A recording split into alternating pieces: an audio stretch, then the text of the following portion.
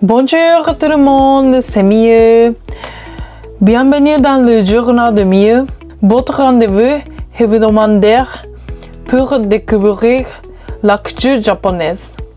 Comme d'habitude, on va parcourir ensemble les sujets qui font parler du Japon cette semaine. Dans les commentaires de la dernière vidéo, certains m'ont demandé de parler aussi de bonnes nouvelles. Honnêtement, j'aurais adoré, mais cette semaine, il n'y avait pas vraiment de bonnes nouvelles qui sortaient de l'eau. Le Japon a une image plutôt positive à l'étranger, mais en fait, quand on y vit, il y a autant de mauvaises nouvelles qu'ailleurs. Du coup, aujourd'hui encore, il y aura pas mal de mauvaises nouvelles. Mais promis, dès qu'il y a une bonne nouvelle, je vous en parlerai. Allez, c'est parti! Première actualité du jour, c'est une nouvelle loi au Japon qui concerne les étrangers qui vivent ici. Le gouvernement japonais vient de modifier la loi sur l'immigration et c'est une grande nouvelle pour les étrangers qui veulent rester vivre au Japon.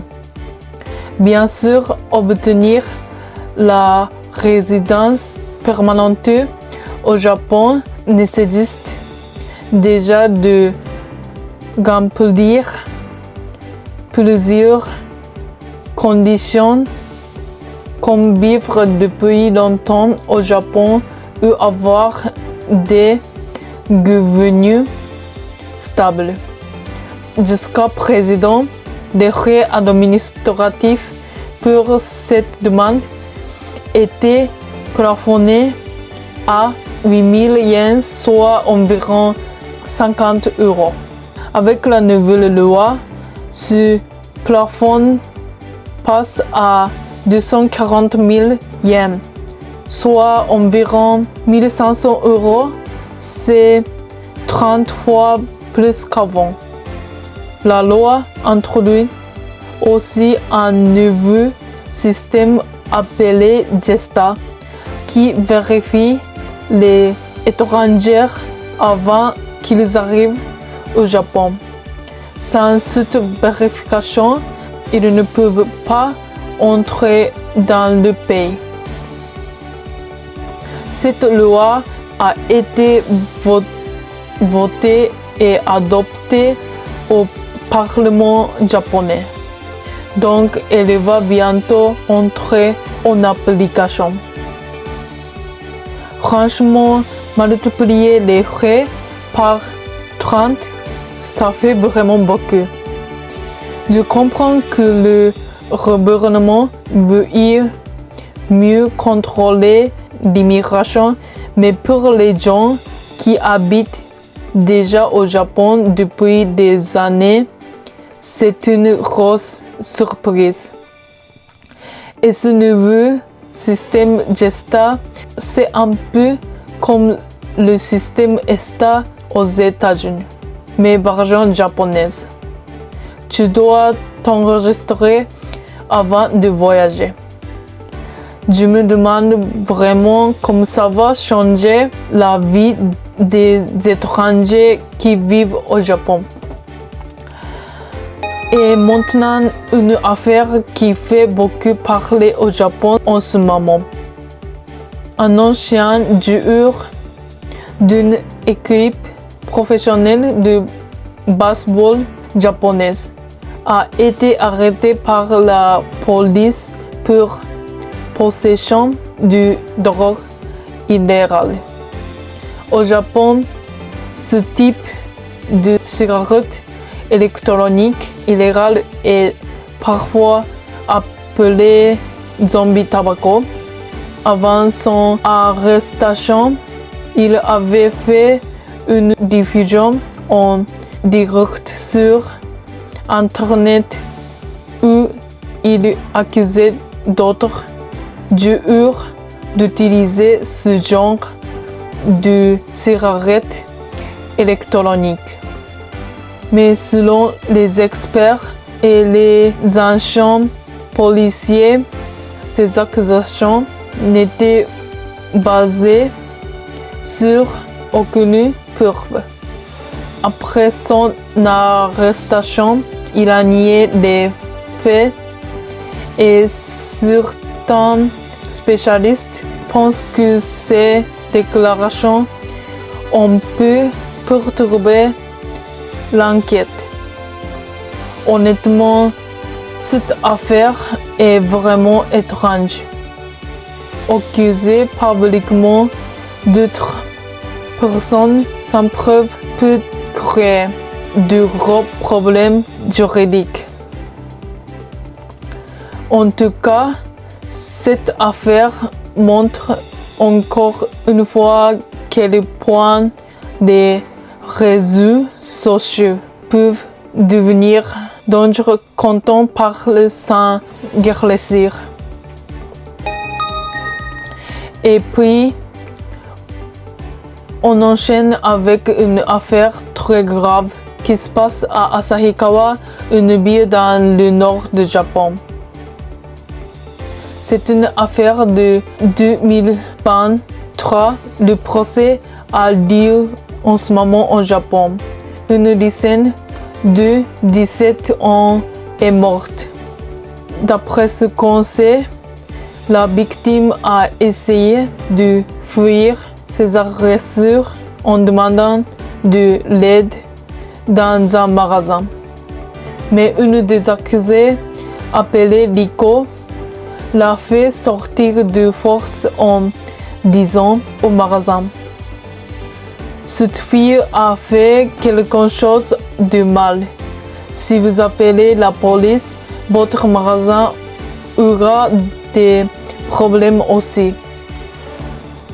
Après ça, la jeune fille a été emmenée dans un appartement et elle est morte après être tombée du balcon. L'accusé principal, Uchida Riko, 23 ans, a témoigné pour la première fois lors de l'interrogatoire des accusés. Elle avait 20 ans au moment des faits. Elle a dit « Je ne pensais pas qu'elle allait vraiment mourir ». Et elle a aussi dit qu'elle était partie avant que la jeune fille tombe. Franchement, quand j'ai lu ça, j'avais le gorge serré. Cette fille de 17 ans a essayé de fuir. Elle est allée dans un magasin pour demander de l'aide. Et l'accusé dit « Je ne pensais pas qu'elle allait vraiment mourir. Mais pousser quelqu'un du balcon, c'est une vraie tentative de meurtre. C'est vraiment violent. J'espère vraiment que la vérité sera établie dans ce procès, pour la victime et pour sa famille. » Et puis, on enchaîne avec une news qui fait beaucoup parler au Japon en ce moment. Un joueur de l'équipe nationale japonaise de volleyball a été arrêté par la police de Tokyo.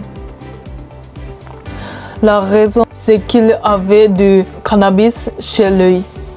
C'est la police de Tokyo, la Keisho, qui a mené l'arrestation.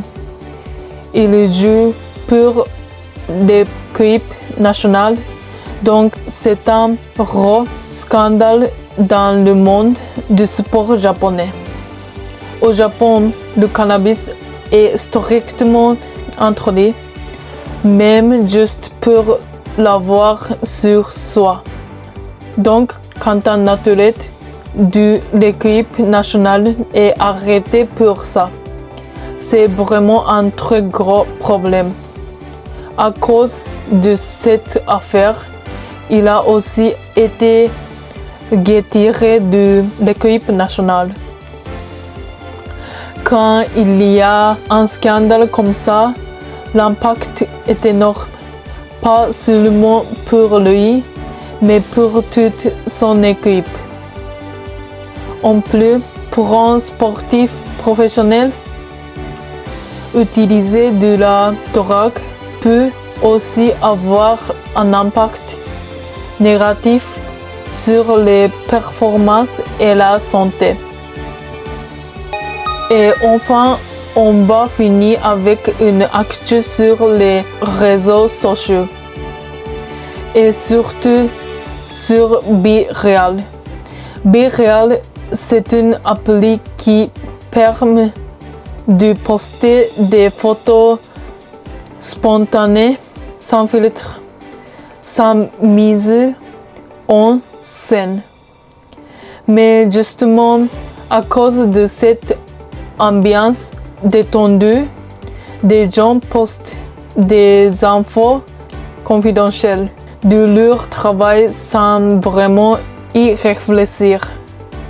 Des photos de documents internés, des écrans d'ordinateur avec des données privées, des conversations professionnelles.